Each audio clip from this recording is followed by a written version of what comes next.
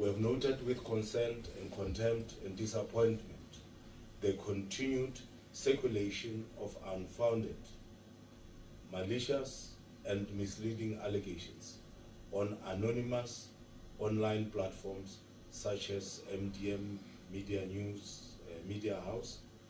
These claims attempt to falsely implicate the executive mayor as well as the city manager, Metuso, in a purported 56 million rand tender irregularity.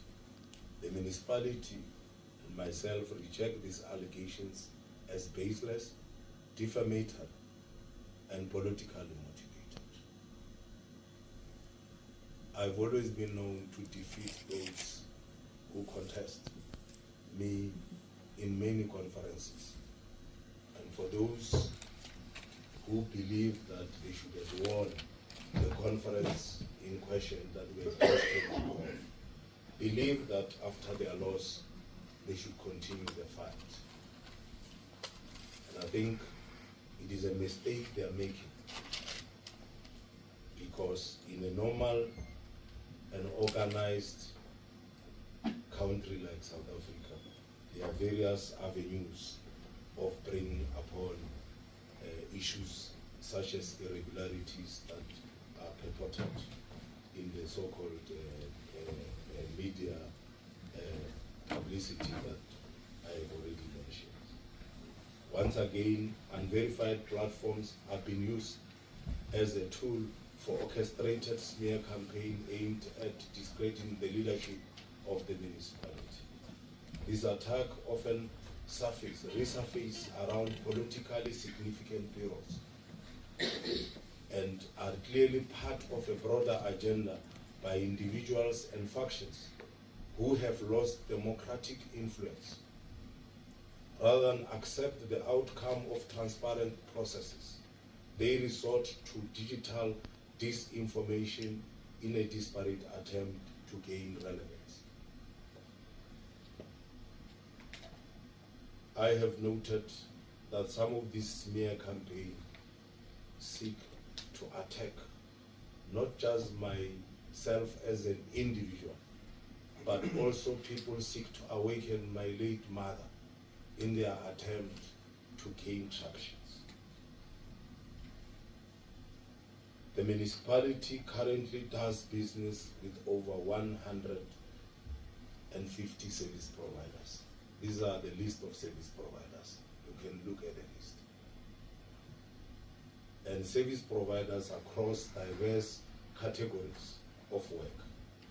It is therefore concerning and suspicious that only a selected few are being singled out.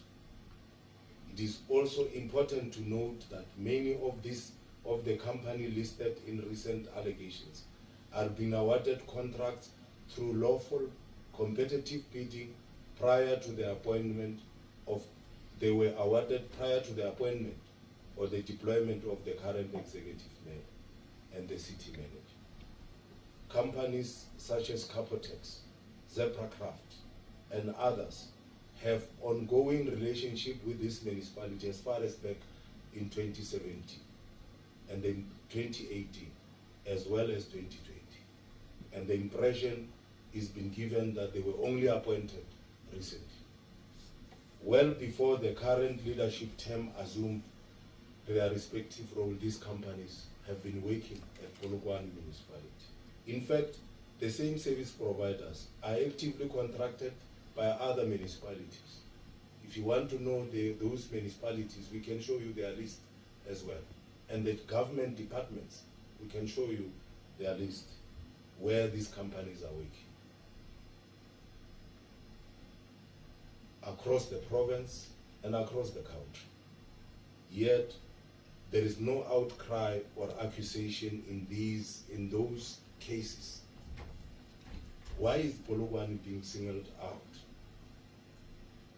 The answer lies not in procurement irregularities, of which there are none, but is in an intensifying campaign of targeting misinformation driven by political resentment and opportunism.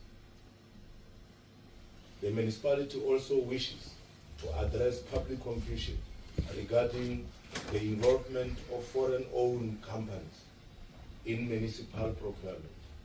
In terms of the Constitution of the Republic of South Africa, Section 217, and supported by the Preferential Procurement Policy Framework Act, number 5 of 2000, all procurement by an organ of state must be fair, equitable, transparent, competitive, and cost-effective.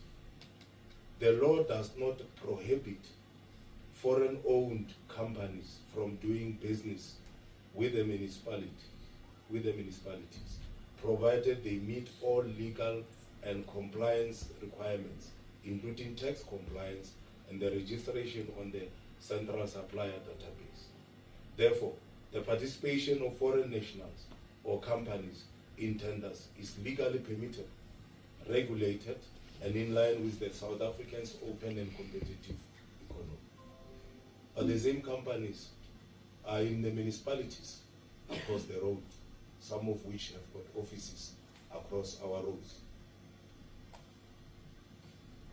And some of the departments in questions, the provincial governments, are using the same companies, owned by the same people.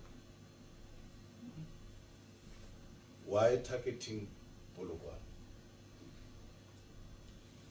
It must also be stressed that the procurement process is highly regulated, in line with the Municipal Finance Management Act, number 56 of 2003. All tenders are processed through a structured and transparent supply chain management system involving independent bid specification, evaluation, and adjudication committees. The executive mayor play no role in awarding of tenders, as explicitly stated in Section 117 of the Municipal Finance Management Act, which prohibit councillors from participating in supply chain processes. The city manager, as the accounting officer, provide oversight and ensure compliance, but does not personally award tenders outside of the adjudicated or adjudication process.